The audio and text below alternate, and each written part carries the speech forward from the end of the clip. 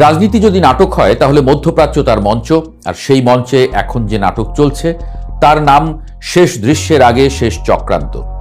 আপনি যদি ভাবেন ডোনাল্ড ট্রাম্প যুদ্ধ থেকে ক্লান্ত হয়ে বাড়ি ফিরতে চান, তাহলে আপনাকে একটু থামতে হবে, কারণ এই নাটকের নায়ক নিজের ইচ্ছায় মঞ্চ ছাড়তে পারে না, পরিচালক যদি তাকে যেতে না দেয়। আর সেই পরিচালক কে? অনেকেই বলবেন বেনিয়ামিন নেতানিয়াহু। এর মধ্যেই ইসরায়েল পেল সুসংবাদ। যুদ্ধের মাঠে সে পেতে যাচ্ছে আরেকটি দেশ ও শক্তি, সংযুক্ত আরব আমিরাতকে।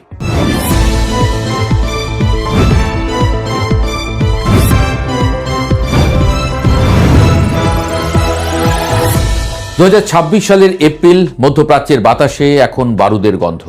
আর সেই গন্ধে রাজনীতি, অর্থনীতি আর কূটনীতি সবকিছু মিশে এক অদ্ভুত ঘ্রাণ তৈরি করেছে। ফেব্রুয়ারি থেকে শুরু হওয়া অপারেশন এপিক ফিউরি যেন এক দীর্ঘ নাটকের দ্বিতীয় অঙ্ক, যেখানে চরিত্রগুলো আগের চেয়ে বেশি মরিয়া, বেশি চতুর আর অনেক বেশি বিপজ্জনক। ইসরায়েলের অবস্থানটা একটু বুঝে নেওয়া যাক। নেতানিয়াহু সাহেব ঘোষণা দিয়েছেন, আমরা অর্ধেক পথ পেরিয়ে এসেছি। কথাটা শুনতে খুব সাধারণ লাগলেও এর ভেতরে লুকিয়ে আছে এক গভীর বার্তা। অর্ধেক পথ মানে কি? মানে যুদ্ধের লক্ষ্যগুলো এখনো পুরোপুরি পূরণ হয়নি। আর সেই লক্ষ্যগুলো খুব সাধারণ কিছু নয়। ইরানের পারমাণবিক কর্মসূচি পুরোপুরি ধ্বংস করা, তাদের ব্যালিস্টিক মিসাইল কারখানাগুলো গুঁড়িয়ে দেওয়া, আর ইরানের অভ্যন্তরীণ কাঠামো ও পরোক্ষ বাহিনীর শক্তি ভেঙে ফেলা। এ যেন দাবার বোর্ডের রাজাকে কোণঠাসা করার মতো। কিন্তু সমস্যা হলো, ইরানও কোনো সাধারণ খেলোয়াড় না। তারা পাল্টা চাল দিতে জানে, আর সেই চাল এখন সরাসরি তেল আবিব পর্যন্ত পৌঁছে যাচ্ছে। 1 এপ্রিলের হামলায় ইরানের মিসাইল যখন তেল আবিবের আকাশে শব্দ তোলে, তখন বোঝা যায় এই খেলায় কেউ পুরোপুরি নিরাপদ নয়। ইসরায়েলের আরেকটি বড় স্বপ্ন আছে, শাসন ব্যবস্থা পরিবর্তন। তারা মনে করছে ইরানের ভেতরের অস্থিরতা আর বাইরের সামরিক চাপ একসাথে মিললে হয়তো একদিন তেহরানের ক্ষমতার কাঠামো ভেঙে পড়বে। এটা অনেকটা সেই গল্পের মতো, যেখানে বাইরে ঝড় আর ভেতরে আগুন, দুটো মিলে ঘরটা একসময় ধসে পড়ে। এবার আসি আমেরিকার কথায়।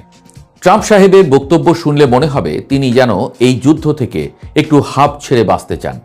তিনি বলেছেন, খুব দ্রুত, হয়তো 2-3 সপ্তাহের মধ্যে আমরা বেরিয়ে আসতে পারি। শুনতে ভালো লাগে, কিন্তু বাস্তবতা একটু অন্যরকম। কারণ একই সময়ে আমেরিকা কিন্তু তাদের শক্তি বাড়াচ্ছে। বিশাল বিমানবাহী রণতরী পাঠানো হয়েছে, সঙ্গে অতিরিক্ত সৈন্য। এটা ঠিক সেই ছাত্রের মতো যে বলে আমি আর পড়ব না, কিন্তু টেবিলে নতুন বই সাজিয়ে রাখে। তাহলে প্রশ্ন আসে, আমেরিকা কি সত্যিই পালাতে চায়, নাকি শেষ একটা বড় আঘাত এনে বিজয় ঘোষণা করতে চায়? এর উত্তর লুকিয়ে আছে রাজনীতিতে। সামনে নির্বাচন, জনমতের চাপ, অর্থনৈতিক ব্যয়, সব মিলিয়ে ট্রাম্প চাইছেন একটি দ্রুত সমাপ্তি। যুদ্ধের গল্পটা যেন এমনভাবে শেষ হয় যেখানে তিনি বলতে পারেন, দেখুন আমি কিন্তু জিতেছি।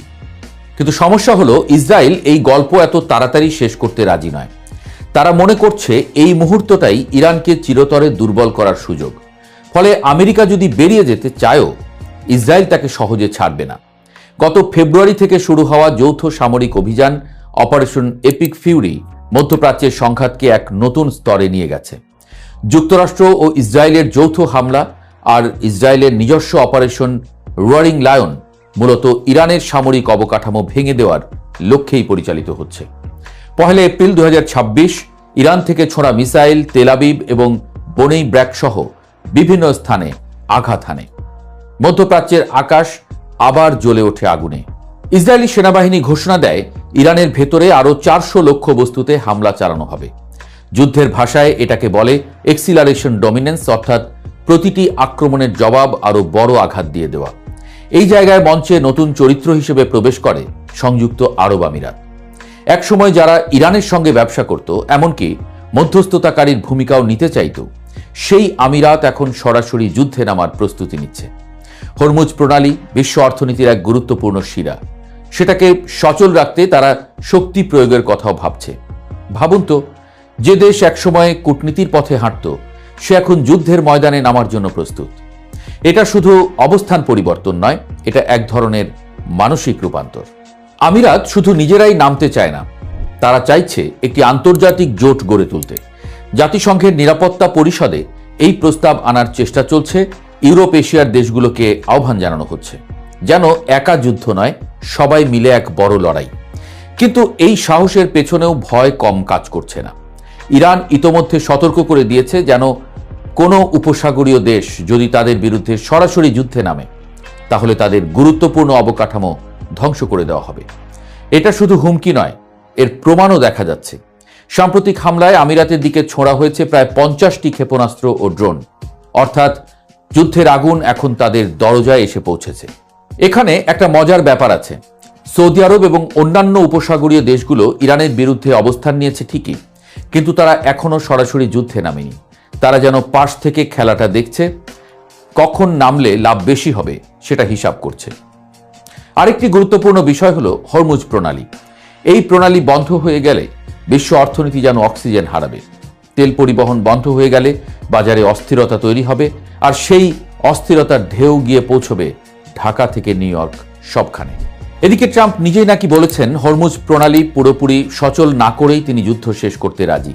মানে তিনি দায়িত্বটা অন্যদের ঘাড়ে চাপিয়ে দিতে চাইছেন, আর সেই অন্যরা এখন আমিরাত হতে পারে।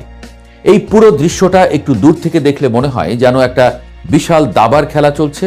আমেরিকা রাজা, ইসরায়েল রানী, ইরান প্রতিপক্ষের শক্তিশালী খেলোয়াড়, আর আমিরাত নতুন ঘোড়া যে হঠাৎ করেই বোর্ডে লাফ দিতে শুরু করেছে।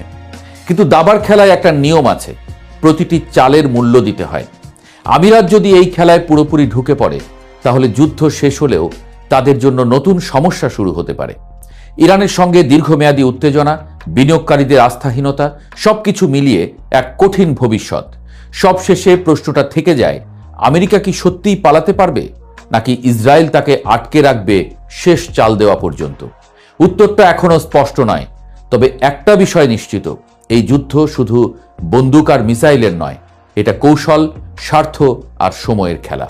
এখানে যে আগে থামবে সে হয়তো হারবে, আর যে বেশি দূর যাবে সে হয়তো সবকিছু হারাবে। মধ্যপ্রাচ্যের এই নাটক এখনো শেষ হয়নি, বরং মনে হচ্ছে আসল দৃশ্যটা এখনো বাকি আছে।